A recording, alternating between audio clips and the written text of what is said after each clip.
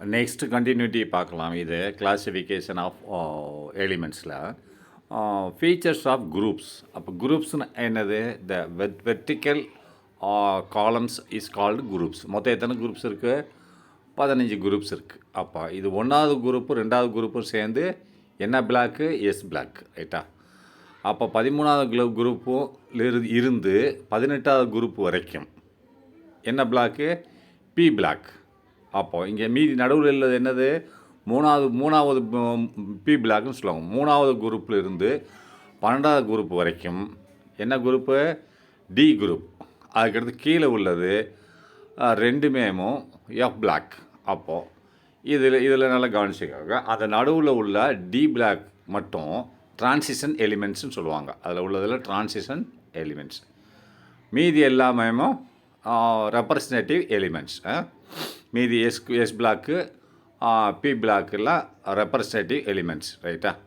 இப்போ பாருங்கள், the vertical columns in a periodic table starting from top to bottom are called groups. அப்படின்னா vertical காலம்னா நட்டமாக நிற்கிது இல்லையா? வெர்டிக்கல், அதாவது நட்டமாக நிற்கிறது தான் வெர்டிக்கல் காலம் இன் ஏ பீரியாடிக் டேபிள். இந்த பீரியாடிக் டேபிளில் உள்ள வெர்டிக்கல் காலம் starting from top to bottom, மேலேருந்து கீழாக, மேலேருந்து கீழே வரணும். ஒரு காலத்தை எடுத்துக்கோங்க, காலம் நம்பர் 1. அப்போ ஹைட்ரஜன் மேலே இருக்குது, அதுக்கடுத்து அப்படி கீழே அப்படியே கொண்டு வரணும். ஒன் பை ஒன்னாக பார்க்கணும், ரைட்டா? கீழே வரைக்கும் அதை from top to bottom are called groups. அப்படின்னா மேலேருந்து கீழே கடைசி வரைக்கும் அதை எப்படி சொல்கிறாங்க? ஒரு குரூப் என்று அழைக்கிறார்கள் என்று சொல்கிறாங்க. த வெர்டிக்கல் காலம் அப்படின்னா வெர்டிக்கல் காலம், அந்த காலம் 1 இன் பீரியாடிக் டேபிள் உள்ள வெர்டிக்கல் காலத்தை starting from top to bottom, மேலேருந்து கீழே, மேலேருந்து 1 2 3 கீழே கொண்டு வந்துட்டிங்கன்னா அப்போ to bottom is called groups. இதை குரூப் என்று அழைக்கிறார்கள். தேர் ஆர் 18 குரூப்ஸ் இந்த பீரியாடிக் டேபிள். அப்படின்னு மொத்தம் 18 குரூப் இருக்குது இந்த பீரியாடிக் டேபிள்னு சொல்கிறாங்க, ரைட்டா? Next, based on the common characteristics. அப்படின்னா பொதுவான குணநலங்களை வைத்து, பேஸ்ட்னா அதை சார்ந்து, அந்த காமன் கேரக்டரிஸ்டிக்ஸ் ஆஃப் எலிமெண்ட்ஸ் அப்படி இன் ஈச் குரூப். அப்படின்னா ஒவ்வொரு குரூப்லேயும் அதனோட குணநலங்கள் ஒத்துப்போகும் என்று சொல்கிறார். பேஸ்ட் அந்த குரூப்புகள் எவ்வாறு பிரிக்கப்பட்டுள்ளது? ஒவ்வொரு குரூப்பில் உள்ள எலிமெண்ட்ஸோட குணநலங்கள் சேமாக இருக்கும் என்று சொல்லுகிறார்கள். பேஸ்டு அந்த குரூப்புகள் எவ்வாறு பிரிக்கப்பட்டிருக்கு? Group number 1, group number 2, group 3 இப்படி பிரிச்சிருக்காங்கன்னா அந்த 1வது குரூப்பில் இருக்க எலிமெண்ட்ஸோட கேரக்டர் ஃபுல்லாக ஒரே மாதிரியாக இருக்கும். 2வது குரூப்பில் உள்ள கேரக்டர் பூரா ஒரு மாதிரியாக, அது வேறு மாதிரியாக இருக்கும். என்ன மொத்தமே 2வது குரூப்பில் உள்ள எல்லா எலிமெண்ட்டோட கேரக்டர் ஒரே மாதிரியாக இருக்கும். ஆனால் சற்று மொதல் குரூப்போட எலிமெண்ட்டோட வேறுபட்டிருக்கும், ரைட்டா? அப்போ அந்த குரூப் கேரக்டரை வச்சு தான் ஒவ்வொரு குரூப்பாக பிரிச்சிருக்காங்க அப்படின்னு சொல்கிறான், ரைட்டா? They can be grouped as various families. அப்படின்னா இந்த குரூப்புகள் இது அதனால தான் பல குரூப்புகளாக பிரிக்கப்பட்டுள்ளது. 18 குரூப்புகளாக பிரிக்கப்பட்டது, வெவ்வேறு குடும்பமாக பிரிக்கப்பட்டுள்ளதுன்னு சொல்கிறான். இதை பிரிக்க முடியும் அப்படின்னு சொல்கிறான்.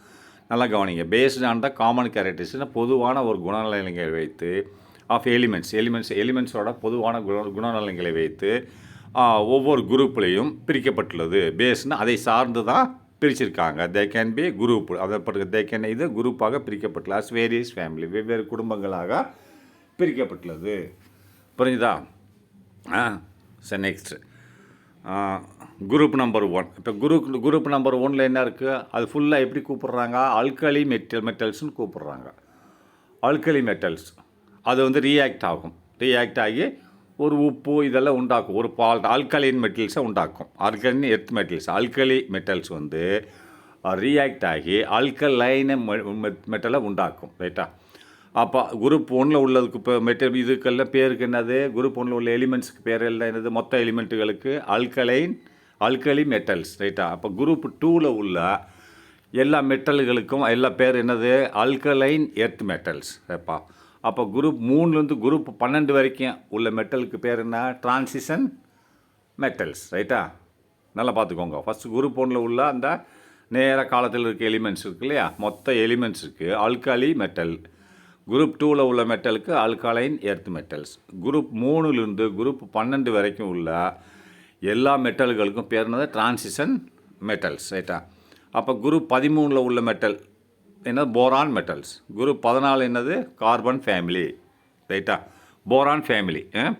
அடுத்து போரான் குடும்பத்தை சேர்ந்தது அர்த்தம். அதாவது போரான் வகைப்படைகள், போரானோட கேரக்டர்களை சார்ந்தது. அப்போ 14 குரூப் 14 அப்படின்னா கார்பனோட வகைகளை சார்ந்தது ஃபேமிலி. அப்போ குரூப் 15 நைட்ரஜன் வகைகளை சேர்ந்த நைட்ரஜன் குடும்பத்தையோ வகைகளை சேர்ந்தது. 16 குரூப் 16 ஆக்சிஜன் ஃபேமிலி அல்லது கோலாகன் ஃபேமிலின்னு சொல்லுவாங்க. ஏதாவது ஒன்று போட்டுக்கலாம், ரைட்டா. இதை சார்ந்தது. 17 ஹேலஜன் ஃபேமிலி, ஹேலஜன், ரைட்டா. அடுத்து 18 நோபல் கேஸஸ். அது ரியாக்டே ஆகாது நோபல் கேஸ், ஏன்னா அதனோட அவுட்டர் மோஸ்ட் செல்லில் எல்லாமே கரெக்டாக ஆக்டர் டூல்ஸ் ஃபுல்லாக இருக்கும்.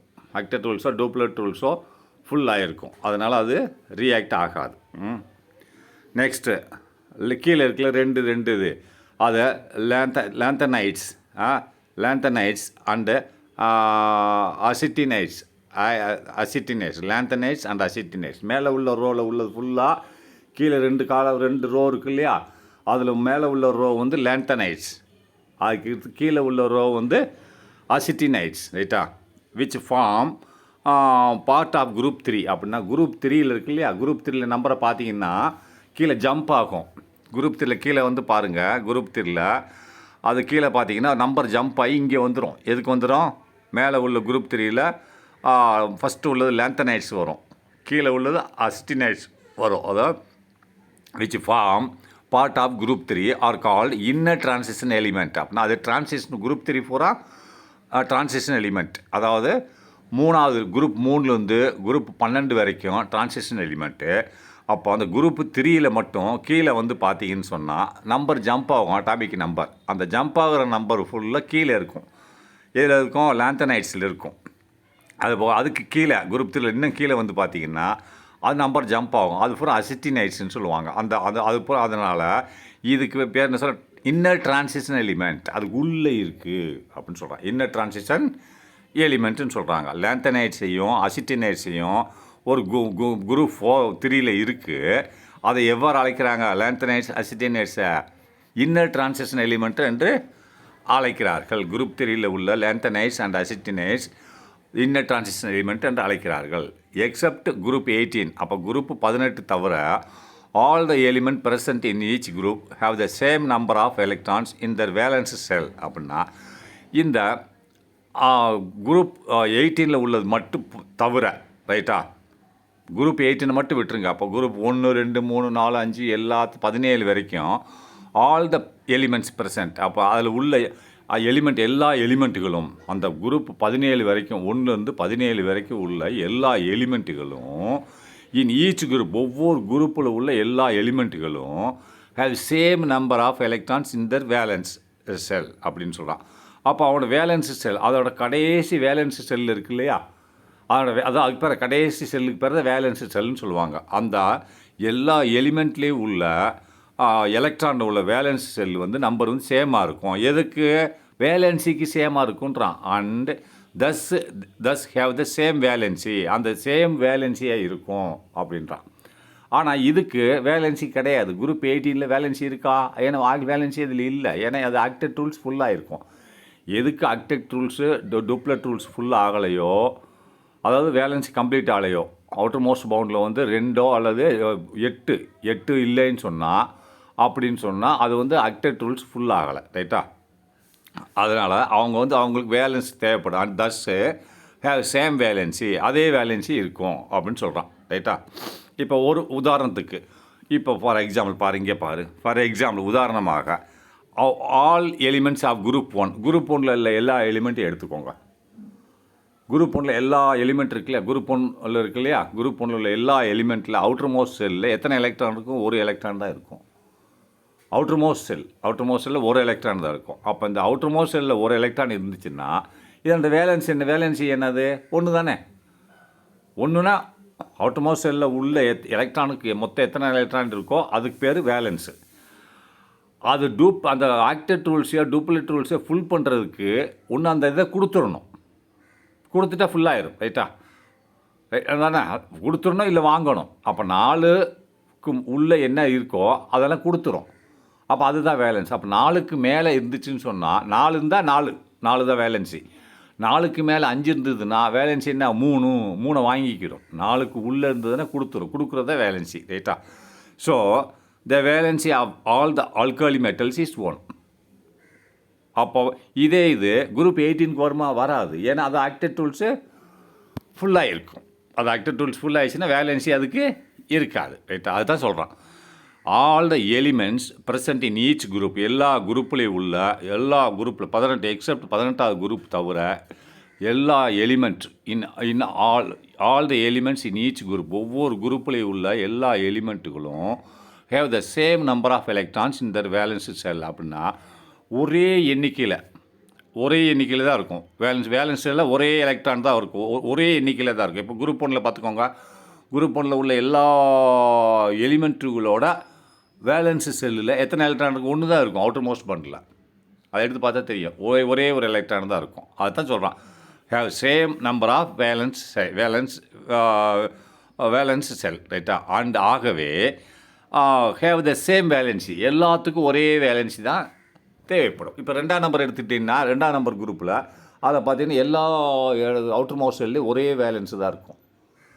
அதுக்கு அது எல்லாத்துக்கும் ஒரே வேலன்சி தான் தேவைப்படும். அதுதான் சொல்கிறான், same number of valency shell, valence and valency, ரைட்டா? அதான் உதாரணம் போட்டுருக்கான். as the elements present in the group have identical valence cell electronic configuration, they possess similar chemical properties. அப்படின்னா as the element present அப்படின்னா இந்த மாதிரி எலிமெண்ட்டுகள் present in a group அப்படின்னா ஒரு குரூப்பில் இருக்கக்கூடிய எலிமெண்ட்டுகள், as the element present in a group, ஒரு குரூப்பில் இருக்கக்கூடிய ஒரு எலிமெண்ட்டுகள் have identical valence அப்படின்னா ஒரே மாதிரியான வேலன்ஸ் செல் இருக்கும். அந்த ஒரு குரூப்பில் உள்ள எல்லா எலிமெண்ட்டுகளுக்கும் ஒரே மாதிரியான வேலன்ஸு செல் இருக்கும். நம்பர் மாதிரி இருக்கும், ஆனால் அவுட்டர் மோஸ்ட் செல்லில் பார்த்தீங்கன்னா ஒரே வேலன்ஸ் தான் இருக்கும். அதில் ஒன்றுன்னா 1 இருக்கும், 2ன்னு 2 இருக்கும், எல்லாத்துக்கும் 2ஆக தான் இருக்கும். அதுதான் சொல்கிறான், ஐடென்டிக்கல் ஒத்துமையான ஒரே மாதிரியான வேலன்ஸ் செல் இருக்கும். எதில்? எலக்ட்ரானிக் கன்ஃபிகரேஷன் என்னது? அந்த அட்டாமிக் ஸ்ட்ரக்சர் போடுறோம்ல, ஃபஸ்ட்டு செல், செகண்ட் செல், தேர்ட் செல்னு போடுறோம் இல்லையா? அப்போ அந்த 3வது செல்லுலையோ 2வது செல்லையோ பார்த்தீங்கன்னா அந்த அவுட்டர் மோஸ்ட் செல்லில் வந்து அந்த ஃபஸ்ட் குரூப்பில் உள்ள எல்லாத்துக்கும் ஐடென்டிக்கல் ஒரே எண்ணிக்கையில் தான் இருக்குன்னு சொல்கிறான். as the element present in a group have identical valence அப்படின்னா ஒரே மாதிரியான வேலன்ஸ் தான் இருக்கும். இதில் எலக்ட்ரானிக் கன்ஃபிகரேஷன் போட்டேன்னா எல்லாத்துக்கும் ஒரே மாதிரியான வேலன்ஸ் இருக்குன்னு சொல்கிறான். தே போசஸ் அதை வைத்திருக்கும் சிமிலர் கெமிக்கல் ப்ராப்பர்ட்டிஸ். ஆகவே இந்த மாதிரி இருக்கிறதுனால ஒரே மாதிரியான வேதியியல் குணங்கள் அதுக்கு இருக்கும். அந்த ஒரு குரூப்பில் உள்ள எலிமெண்ட்டுகளுக்கு ஃபுல்லாக என்ன இருக்கும்? ஒரே மாதிரியான வேதியியல் குணங்கள் இருக்கும், ரைட்டா? ஆனால் ஃபிசிக்கல் வந்து மாறி இருக்கும். ஏன்னா அதனோட மொத்த எலக்ட்ரான்ஸ் வந்து ஒன்றில் அதிகமாக இருக்கும், ஒன்றில் கம்மியாக இருக்கும் ஒரு குரூப்பில். ஆனால் வந்து அவுட்டர் மோஸ்ட் செல்லில் வந்து ஒரே மாதிரியான எலக்ட்ரான் தான் இருக்கும். ஒரு குரூப்பை எப்படி பிரிச்சிருக்கான்னு சொன்னால், அந்த outer most shell of the first group வந்து ஒரு electron, outer most shell of the second குரூப்பில் வந்து 2 எலக்ட்ரான், இப்படி தான் பிரிச்சிருக்கான், ரைட்டா? அதைத்தான் சொல்கிறான். அது வந்து அதனால் அது கெமிக்கல் ப்ராப்பர்ட்டிஸ் சேமாக இருக்கும், ஃபிசிக்கல் ப்ராப்பர்ட்டிஸ் டிஃப்ரெண்ட்டாக இருக்கும். ஃபிசிக்கல் ப்ராப்பர்ட்டின்னு என்னது? அதனுடைய எடை, அதனோட மெல்ட்டிங் பாயிண்ட்டு இதெல்லாம் கூட தானே இருக்கும். அதனால் நல்லா கவனிச்சுக்கோங்க, ரைட்டா? as the elements present in a group அப்படின்னா குரூப்பில் இருக்கக்கூடிய எலிமெண்ட்டுகள் எல்லாம் ஆர் ஐடென்டிக்கல் வேலன்ஸ் அப்படின்னு வேலன்ஸ் இல்லை. அந்த வேலன்ஸ் செல்லில் ஐடென்டிக்கலாக இருக்கும். எல்லா ஆர்பிட்டில் உள்ள வேலன்ஸ் செல்னு என்னது? கடைசி செல்னா வேலன்ஸ் செல் ஃபுல்லாக ஒரே மாதிரியாக இருக்கும். இதில் எலக்ட்ரானிக் கன்ஃபிகரேஷனில் இருக்கும். தே போசஸ் அது வைத்திருக்கும் சிமிலர் கெமிக்கல் ப்ராப்பர்ட்டிஸ், எல்லாமே சிமிலர் கெமிக்கல் ப்ராப்பர்ட்டிஸாக இருக்கும். Next, the physical properties of the elements in a group such as melting point, boiling point and density vary gradually. அது கொஞ்சம் வேரியாக இருக்கும், கொஞ்சம் வித்தியாசமாக இருக்கும் ஃபிசிக்கல் ப்ராப்பர்ட்டி. இப்போ ஒரு குரூப்பில் உள்ள எல்லா எலிமெண்ட்டோட ஃபிசிக்கல் ப்ராப்பர்ட்டி கொஞ்சம் வேரியாக தான் இருக்கும். ஏன்னு சொன்னால், இப்போ அந்த ஒரே குரூப்பில் எடுத்துக்கோங்க. இப்போ உள்ள ஒரு குரூப்பில் மேலே உள்ளதில் அட்டாமிக் நம்பர் பார்த்தீங்கன்னு சொன்னால் எலக்ட்ரான், புரோட்டான் வச்சுக்குவோம். அப்புறம் ஒரு புரோட்டான் வந்து 5 இருக்குன்னு வச்சுக்கிறோமே. அப்போ இதனோட எடை எவ்வளோ இருக்கும்? 10 இருக்கும். எடை 10 தானே? அட்டாமிக் மாஸ் வந்து 10. ஆனால் அதே மாதிரி அடுத்து உள்ளதில் பார்த்தீங்கன்னா அதே குரூப்பில் அதனோட புரோட்டான் 6 இருக்குன்னு வச்சுக்கிறோமே. ஆனால் அதனோட எடை 12 ஆயிரும். அப்போ எடை 12 ஆச்சுன்னு சொன்னால் அதனோட ஃபிசிக்கல் ஷேப் மாறும்ல. எடை வந்து அதிகமாச்சு கம்மியாச்சோ ஒரே எடை கிடையாது இல்லையா? எடை அதிகமாச்சு கம்மியாச்சுன்னா அதனோட ஃபிசிக்கல் ஷேப் மாறும். ஆனால் கெமிக்கல் ஷேப் மாறாது. ஏன் மாறாது? அதனோட வேலன்ஸ் எலக்ட்ரான் பார்த்தீங்கன்னு சொன்னால் வேலன்ஸ் இல்லை ஒரே மாதிரியாக இருக்கும். 2ன்னு 2ஆக இருக்கும், 3ன்னு 3ஆக இருக்கும் அந்த குரூப்பில் உள்ளதெல்லாம். அதனால் குணநலங்கள் மாறாது, எடைகள் மாறி இருக்கும். ரைட், அதான் சொல்லலாம்.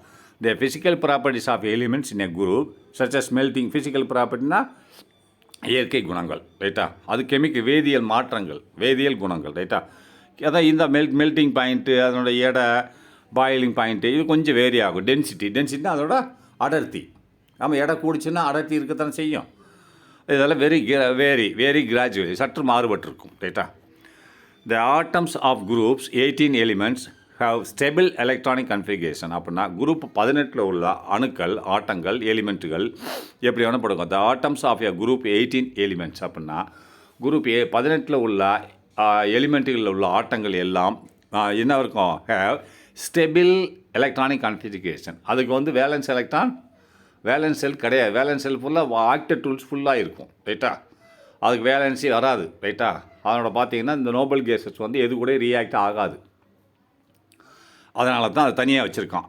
இந்த எலக்ட்ரானிக் கன்ஃபிகரேஷனில் உள்ள த ஆட்டம் அணுக்கள் ஆஃப் குரூப் 18 உள்ள எலிமெண்ட்டுகளோட அணுக்கள் எல்லாம் ஹேவ் ஸ்டெபிள் எலக்ட்ரானிக் கன்ஃபிகரேஷன். அப்படின்னா ஒரு நிலையான ஒரு எலக்ட்ரானிக் கன்ஃபிகரேஷனை கொண்டிருக்கும். இன் தேர் வேலன்ஸ் செல். அப்படின்னா அதனோட வேலன்ஸ் செல்லில் வந்து ஒன்று ஆக்டிவ் டூல்ஸ் ஃபுல்லாக இருக்கும். வேலன்ஸ் செல்னால் கடைசி செல். ரைட்டா? And hence they are unreactive. ஆகவே அது எது கூட ரியாக்ட் ஆகாது. ரியாக்ட் எப்போ ஆகும்?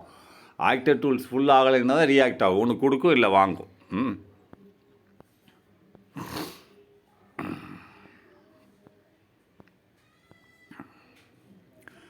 பீரியாடிக் ட்ரெண்ட்ஸ் இன் ப்ராப்பர்ட்டிஸ் அப்படின்னு சொன்னால் பீரியாடிக் அதனோட வகைப்படுத்துதலின் போக்குகள், குணங்களை வைத்து, ப்ராப்பர்ட்டிஸ்னால் குணங்களை வைத்து பீரியாடிக் ட்ரெண்ட்ஸ்னால் வகைப்படுத்துதல். பீரியாடிக்னா வகைப்படுத்துதல், ட்ரெண்ட்ஸ்னால் அதோட போக்கு, அதை எப்படி வகைப்படுத்துகிறாங்க, அப்போ குணங்களை வைத்து எவ்வாறு வகைப்படுத்துகிறாங்க என்பதை பார்க்கலாம். ரைட்டா? The electronic configuration of elements help us to explain the periodic recurrence of physical and chemical properties. அப்படின்னா இந்த எலக்ட்ரானிக் கன்ஃபிகரேஷன் அப்படி இந்த எலக்ட்ரானிக் கன்ஃபிகரேஷன் உண்டாக்குறோம்ல, ஒவ்வொரு ஆட்டத்துக்கும் எலக்ட்ரானிக் கன்ஃபிகரேஷன் உண்டாக்குறோம். நியூக்ளியஸு, அதுக்கடுத்து first shell, second shell, third shell, fourth shell உண்டாக்குறோம். அதான் எலக்ட்ரானிக் கன்ஃபிகரேஷன். அந்த ஒவ்வொரு எலிமெண்ட்டுக்கும் எலக்ட்ரானிக் கன்ஃபிகரேஷன் உண்டாக்க எது உதவி செய்கிறது? ஹெல்பர்ஸ். இந்த எலக்ட்ரானிக் கன்ஃபிகரேஷன் நம்மளுக்கு உதவி செய்கிறது. எதற்கு உதவி செய்கிறது? டு எக்ஸ்பிளைன், விவரிக்கிறதுக்கு. The periodic recurrence. அப்படின்னா ரீகரன்ஸ்னால் திரும்ப வருதல், மறுபடியும் வருதல். ரைட்டா? பீரியாடிக் ரீகரன்ஸ் அப்படின்னா மறுபடியும் அது வந்துக்கிட்டு இருக்குன்னு அர்த்தம். எது வந்துக்கிட்டு இருக்கு? இந்த எலக்ட்ரானிக் கன்ஃபிகரேஷன் நம்மளுக்கு உதவி செய்து மறுபடியும் வருதான்னு பார்க்குறதுக்கு. அது எது மறுபடியும் ஃபிசிக்கல் அண்ட் கெமிக்கல் ப்ராப்பர்ட்டிஸ். ஒரு எலிமெண்ட்டோட ஃபிசிக்கல் அண்ட் கெமிக்கல் ப்ராப்பர்ட்டிஸ் மறுபடியும் ஒரே மாதிரியாக வந்துக்கிட்டு இருக்கா இல்லையான்னு பார்க்குறதுக்கு இந்த எலக்ட்ரானிக் கன்ஃபிகரேஷன் உதவி செய்கிறது. ஆமாம், எலக்ட்ரானிக் கன்ஃபிகரேஷனை வச்சு தானே நீங்கள் அதோட ப்ராப்பர்ட்டியை கவுண்ட் பண்ண முடியும். அது அவுட்டர் மோஸ்ட் செல் எப்படி இருக்குது, எடை எப்படி இருக்குது, எடை வித்தியாசமாக இருந்துச்சுன்னு சொன்னால் இப்போ ஃபிசிக்கல் ப்ராப்பர்ட்டிஸ் மாறி இருக்கும். வேலன்ஸ் எலக்ட்ரான்ஸ் ஒரே மாதிரி இருந்ததுன்னா அதோட கெமிக்கல் ப்ராப்பர்ட்டிஸ் ஒன்றா இருக்கும். வேலன்ஸ் எலக்ட்ரான் ஒரே மாதிரி இருந்தது ஒரு குரூப்பில், எடைகள் மட்டும் மாறி இருந்துட்டுருக்குன்னு சொன்னால் அதோட ஃபிசிக்கல் ப்ராப்பர்ட்டிஸ் மாறும், கெமிக்கல் ப்ராப்பர்ட்டிஸ் சேமாக இருக்கும்னு அர்த்தம். ரைட்டா?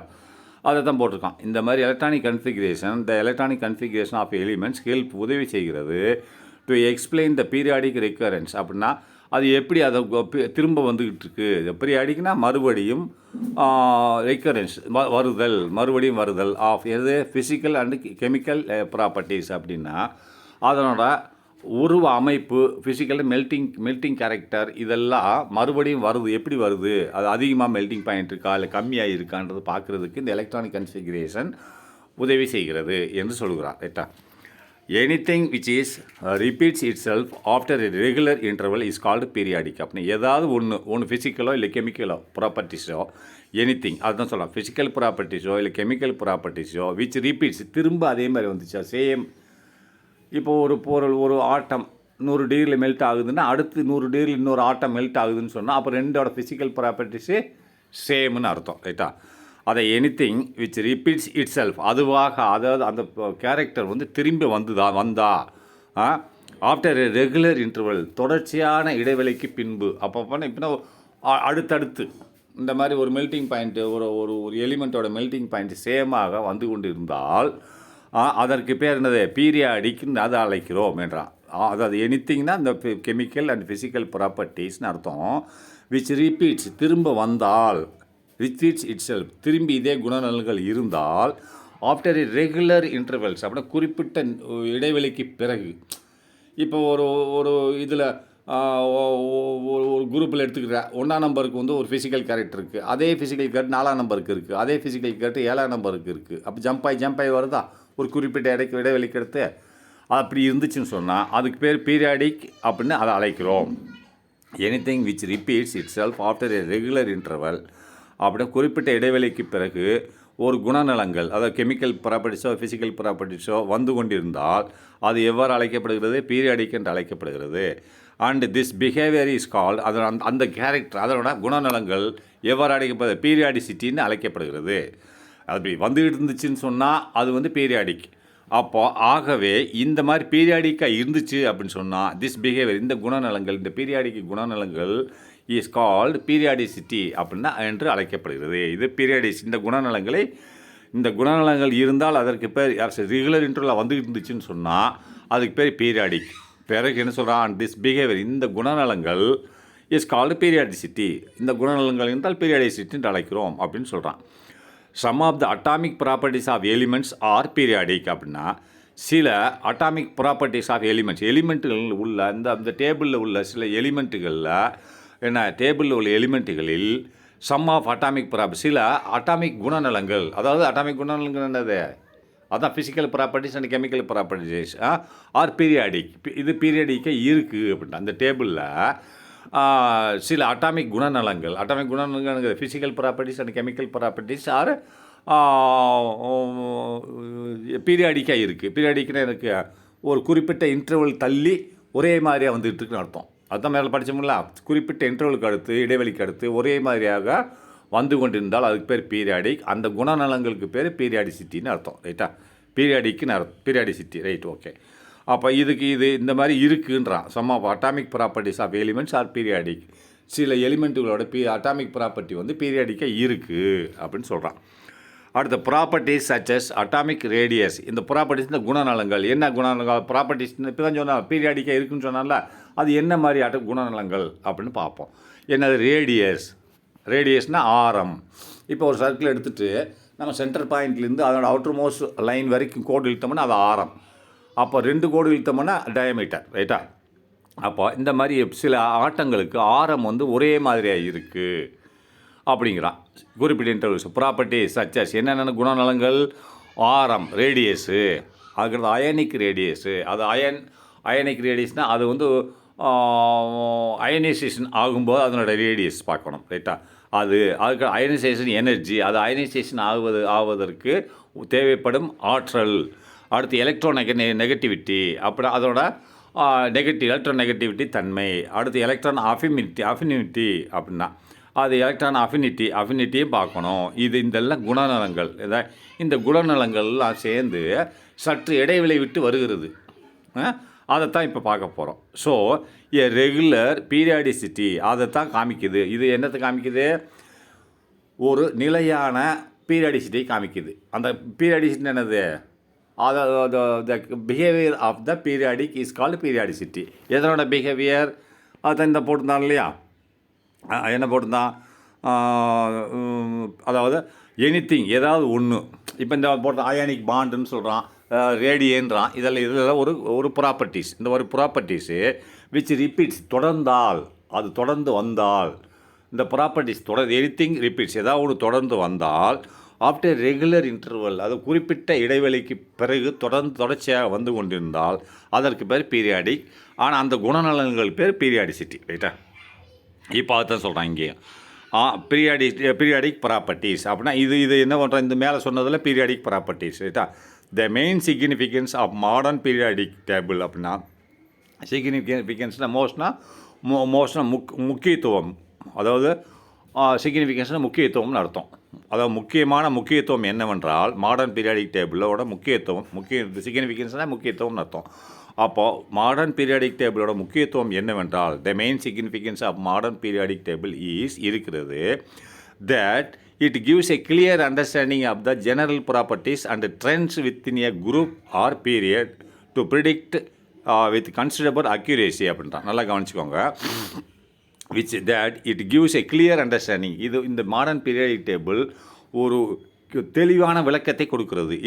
கொடுக்கிறது கிளியர் அண்டர்ஸ்டாண்டிங், தெளிவான விளக்கத்தை கொடுக்கிறது ஆஃப் த ஜெனரல் ப்ராப்பர்ட்டிஸ். அப்படின்னா பொதுவான குணநலங்கள், ஒவ்வொரு எலிமெண்ட்டோட குணநலங்களை பற்றி இது தெளிவான விளக்கத்தை கொடுக்கிறது. அண்டு ட்ரெண்ட்ஸ்னால் வித்தின் ஏ குரூப், அதை வைத்திருக்கிறது ஒரு குரூப்புக்குள்ளே. பொதுவான குணநலங்களை வச்சு ஒரே குரூப்புக்குள்ளே ஃபிக்ஸ் பண்ணிடுது. இந்த குரூப்புக்கு இந்த குணநலம், அந்த குரூப்புக்கு இந்த குணம், அப்படி நம்ம ஈஸியாக கண்டுபிடிச்சிடலாம்.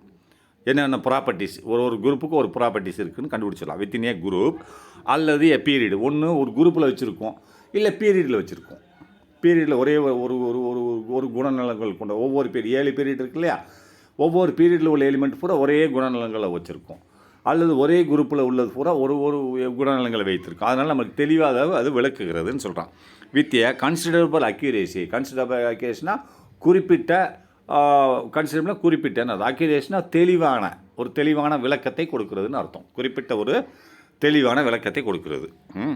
த ப்ராப்பர்ட்டிஸ் ஆஃப் அன் எலிமெண்ட், அதாவது த ப்ராப்பர்ட்டிஸ் ஆஃப் எலிமெண்ட்னா அந்த எலிமெண்ட்டுகளின் தனிமங்களின் குணநலங்கள் even though that element may be unfamiliar to us. அப்படின்னா நம்மளுக்கு தெரியாத எலிமெண்ட்டாக இருந்தால் கூட அதனோட குணநலங்களை நம்ம பார்க்கலாம். அந்த இதிலிருந்து அந்த எந்த குரூப்பில் வச்சுருக்கான், இல்லை எந்த ரோலை வச்சுருக்கான்றதை வச்சு குணநலங்களை கண்டுபிடிச்சிடலாம். ஈவன் தோ இருந்த போதிலும் that element may not be unfamiliar to us. அன்ஃபெமிலியர்னால் நம்மளுக்கு அன்ஃபெமிலியர் தெரியாமல் இருக்கலாம், புதிதாக கூட இருக்கலாம். இருந்தாலும் அந்த குரூப்பில் இருக்கும்போது நம்ம கண்டுபிடிச்சிடலாம் அந்த குணநலன்கள் இதுதான் கண்டுபிடிச்சிடலாம்.